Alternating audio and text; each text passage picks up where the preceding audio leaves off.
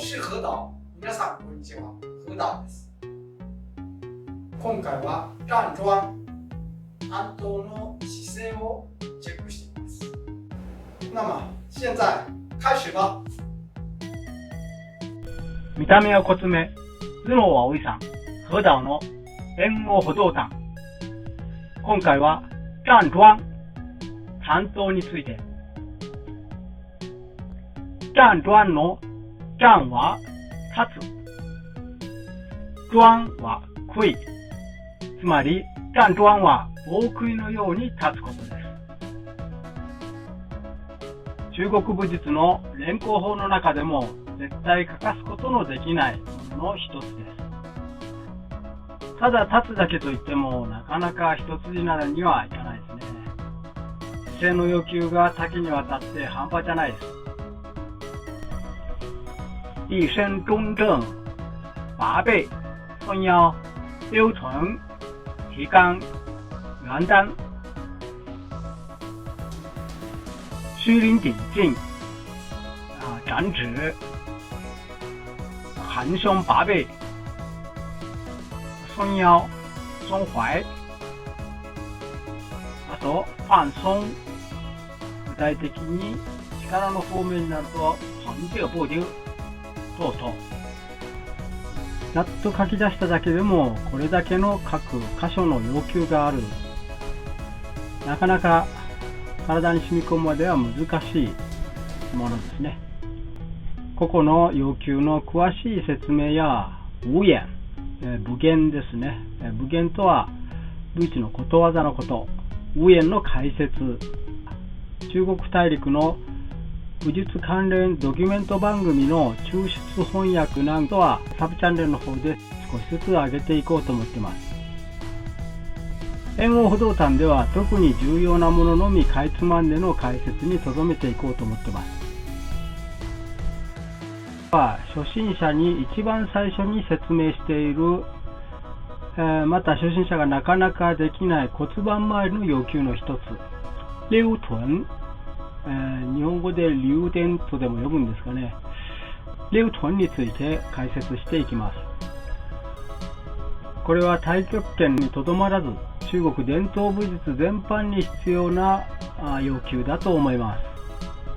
必ず早い時期に体に染み込ませてほしいものですね。溜臀がしっかりすると地面のいわゆる地球の力を借りることができるようになります。溜臀の溜は滑り落ちる、こっそり逃げる、すべすべしたとの意味があります。臀はデムのこと、つまり、お尻のことですね。虚灵顶劲、虚礼長径を意識しつつ股関節を緩め、お尻を下に滑り込ませることです。結果、腰椎が後方にせり出して垂直に立てることができます。最近よく骨盤を立てるという言い回しを聞きますが、まさに、それですね。とりあえず一度一緒に無極端、無極頭をやってみましょう。無極頭は抱球桩、抱球頭、混圓桩、根元頭とも言います。ボールを抱えた姿勢で杭のように立ちます。まずは真似をしてやってみてください。足をゆっくり開いて、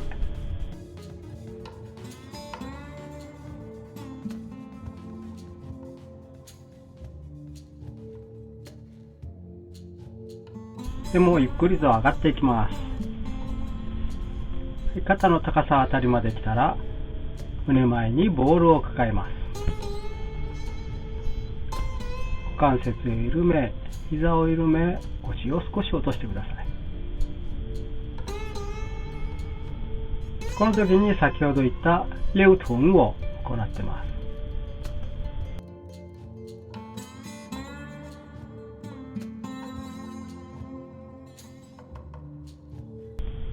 ゆっくりと手を下ろして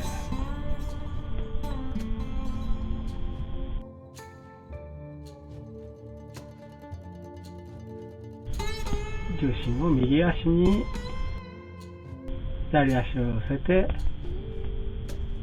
立ち上がります。この一連の流れが無ジトワンの基本的な流れで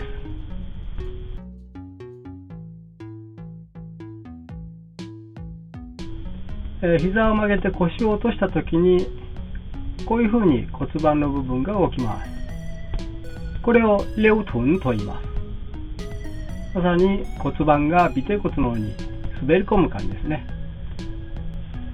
初心者の人にやってもらうとなかなか意識できないので、仰向けになったりこのように前屈になったりします。そこでこの方法をやってもらってます。かかと、お尻、背中、頭、後ろ頭を壁に押し付けた状態での屈伸ですね。膝を曲げるときに骨盤を尾てい骨の方に滑り込ませて、腰椎を壁側に押し付ける姿勢を作った後、ウティトワンのパオチュのボールを抱えた姿勢を作って体に覚えてもらう。そういう感じで初心者にやってもらってます。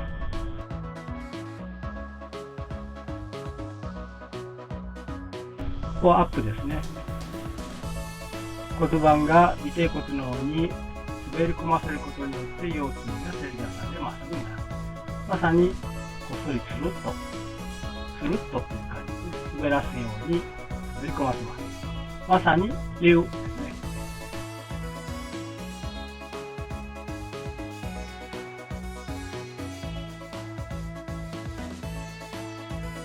それでもできない人にはこの方法を体験してもらっています。仰向けに自然に寝た場合、やはり背骨の正対曲線があるので腰の部分には隙間があります。ウエストの部分ですね。でこれをこう緩め、膝を引き上げることによって骨盤を滑り込ませ、流して腰椎を床の方に押し付ける。この方法だと、足で体重を支える必要がなくなるので、とりあえずはレウトンが出来上がった姿勢を体に体感させることができます。これアップですね。自然に横になったときはこういうふうに隙間があるはずです。膝を曲げ引き上げる感じですね。骨盤を滑り込ませ、腰椎を床に押し付ける。足で地面を支える仕事がなくなった分だけ簡単にできると思います。立ってできない人は仰向けに寝てこの方法を使ってレウトンの状態を体に覚え込ませてみてください。比較的早く身につけることができるのではないかと思います。そして体がレウトンの状態ができた形で先ほどの立った時と同じようにラントワンの姿勢をとってみます。こうやって体に何度もレウトンした状態を体感した後に立ってやるという方法をやると比較的スムーズに入門できるのではないかと思います。それでは今回は、皆さんと一緒にウチートワン約1分間ボールを抱えた状態のタントワン担当をやってみましょう。まずは足を揃えて自然に立ちます。頭の上から流れ落ちる水をイメージしてください。寒い時はお湯でも結構です。その水が自分の体の表面を伝って下の方へと流れ落ちていっています。流れ落ちる水のイメージに合わせて意識を全身に巡らせます。こわばりを解きほぐしていってください。なかなか意識がいかないところは体を揺すったり振ったり叩いたりして意識を最初のうちは持っていってください。そのうち自然と意識が全身に巡るようになります。この時間を利用して呼吸を深く長く心を静かに落ち着かせていきます。呼吸の要求は深長細均黄、深深く、長長く、細細く、均均一に、黄緩やかにです。はい、そのまま今度は自分の体はスポンジであるというふうにイメージします。ススポンジでできた体の中に頭の上から流れ落ちている水はじわじわと少しずつ染み込んできます。体中に充満した後に足の裏から地面の中へと抜け出ていく様をイメージしてください。体中に充満した状態っていうのは食器洗い用のスポンジをイメージすると分かりやすいですね。水を含んで膨らんだ状態です。その状態から少しずつ足の裏から地面の中へとその水は抜け出ていく様をイメージしてください。染み込んでいく水のイメージに合わせて自分の意識を今度は自分の体の内側にも巡らせます。沈んでいく水のイメージに合わせて重心を下へ下へと落としていってください。中輪頂静、虚霊長径ですね。首の力を抜いて頭を上に吊り上げた状態を維持します。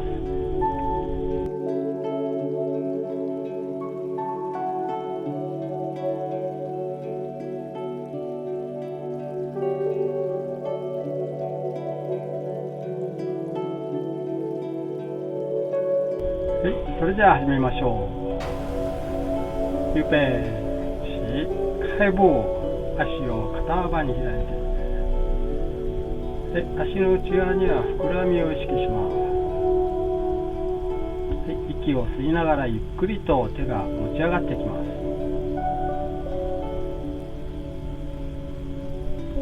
す。肩の高さまで来たら、肩を沈め、胸前に弾力のあるボールをイメージして抱え込んでください。首の力を抜いて頭を上に吊り上げられるように、舌先は上顎の覇気の後ろに押し付けます。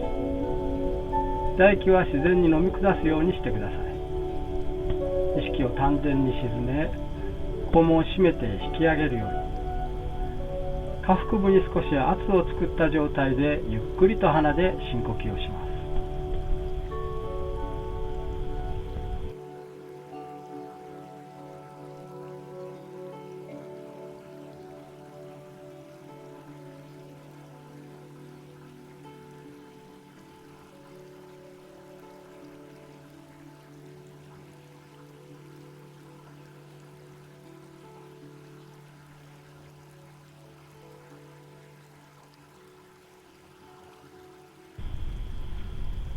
はい、それじゃあゆっくりと終わりま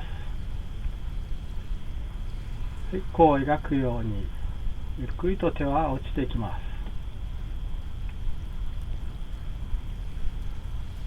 はい、重心を右足に、左足を寄せて、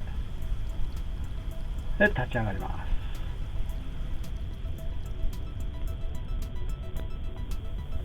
す。さあ、どうでしたでしょうか。